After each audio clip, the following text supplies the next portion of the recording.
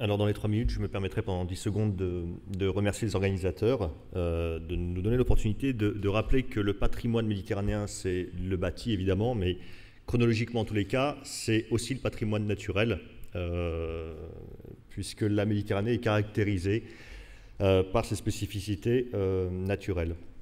Je vais vous parler très rapidement d'un projet que nous avons développé en Algérie, à l'extrême est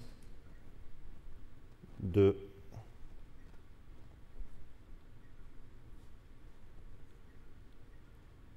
je crois qu'il y a une erreur sur la présentation.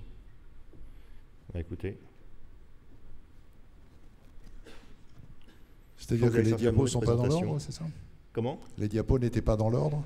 Les diapos ne sont pas celles-ci en réalité. Donc bon, écoutez, je vais vous faire la présentation un peu à la volée et sans filet. Le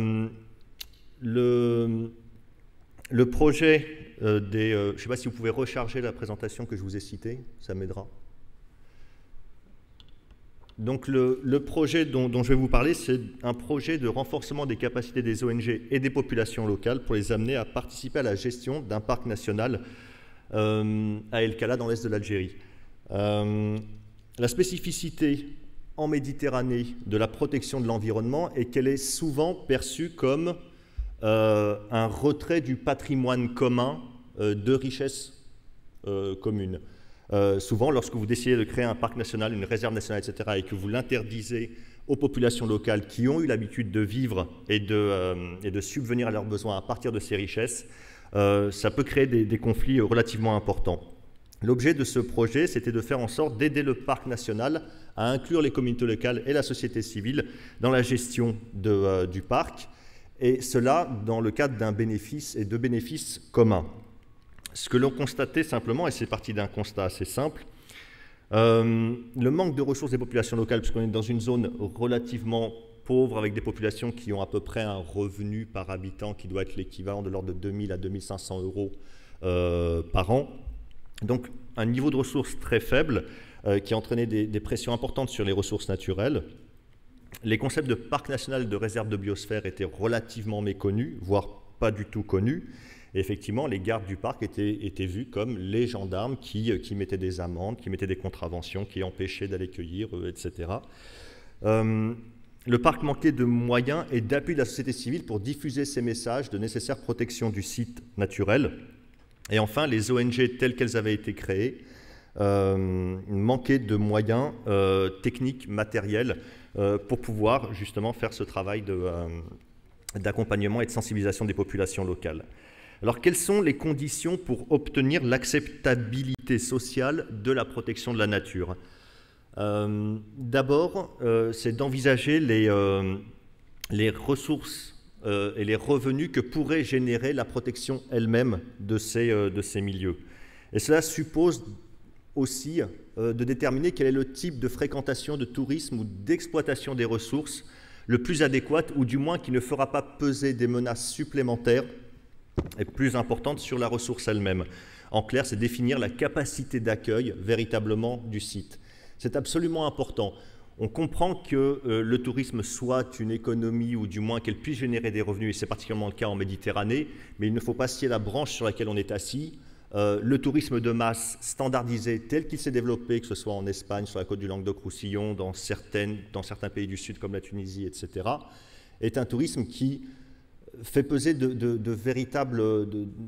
vraies difficultés sur une pérennisation du type d'emploi que l'on crée et des revenus que l'on pourrait générer.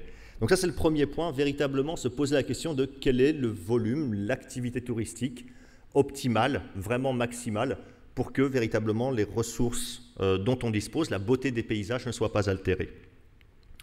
Le deuxième travail que nous avons dû faire, ça a été de mener un diagnostic socio-économique du village et de la communauté qui comprenait 20 familles. Et la question qu'on s'est posée basiquement, c'était de dire, très bien, quels sont l'ensemble des activités économiques qui vont permettre à ces familles de pouvoir vivre de la nature qu'ils pourraient exploiter. Alors évidemment, il y avait évidemment le tourisme, il y avait le liège, et enfin le pistachier lentisque. Ah, je crois qu'on est revenu. Merci. Et donc, comme vous le voyez, effectivement, on était sur un site, 2 zones humides relativement exceptionnelles en Méditerranée. Et donc, il y avait un certain nombre d'activités comme ça que l'on a pu identifier pour dire, très bien, les populations pourront développer déjà depuis des siècles ces activités-là, mais on souhaitait faire en sorte qu'elles puissent le faire dans le cadre de capacité de charge maximale. On a retenu quelques éléments de témoignage. Par exemple, les familles nous expliquaient à la fin du projet que le projet leur avait donné l'espoir de mieux vivre avec leur environnement.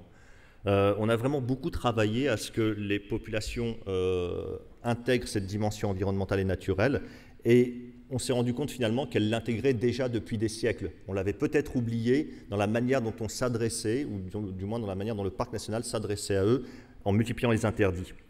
Une femme aussi nous a dit « j'ai voulu vivre l'aventure ». Pour elle, relancer cette production de pistaches et lentisques, travailler à faire de l'huile de lentisque et de l'huile essentielle, c'était véritablement, elle redécouvrait le métier, un métier ancestral, et elle voyait l'intérêt que des gens extérieurs pouvaient y porter. De la même manière avec les ONG, puisqu'on a fait un vrai travail auprès des ONG, de développement des capacités, d'installation d'équipements et d'infrastructures, de mise en œuvre de moyens comme des trucs tout bêtes, des ordinateurs pour pouvoir leur permettre d'écrire des courriers à la préfecture, au maire pour les solliciter, ce genre de choses. Le développement d'une vraie stratégie pour que ces associations puissent véritablement aider et faire un travail de sensibilisation et d'éducation à l'environnement. Et bien là encore, on a trouvé un écho tout à fait favorable, puisqu'il nous disait, avant le projet, on voulait tout faire, mais le projet nous a aidé à mieux cerner notre but, et notre façon d'agir avant et après le projet a changé. Résultat de la participation de ces sociétés, de la société civile et des ONG en particulier, c'est que le parc a réussi à faire en sorte qu'une grande partie des activités de sensibilisation et d'éducation à l'environnement à destination de la population locale, mais aussi des visiteurs et des touristes, puissent être menées par les associations locales. Donc le pari est en passe d'être rempli. La population locale voit qu'elle peut dégager un revenu de la conservation de son patrimoine naturel, revenu touristique, revenu du liège, revenu du pistachier lentisque, revenu de l'apiculture. Pardon ? Il faudrait conclure. Et je conclus maintenant pour vous dire une dernière chose, c'est que j'ai pris cet exemple en Algérie, mais il est clair que cet exemple, nous l'avons aussi développé en Camargue. Voilà. En Camargue, c'est une zone qui s'appelle le Plan du Bourg, et nous avons utilisé exactement la même méthode.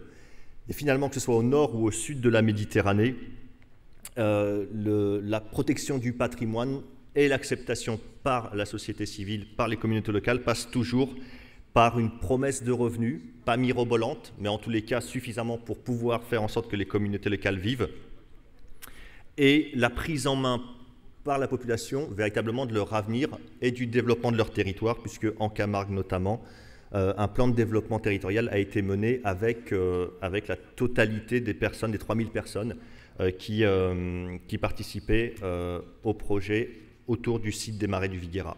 Je vous remercie de votre attention.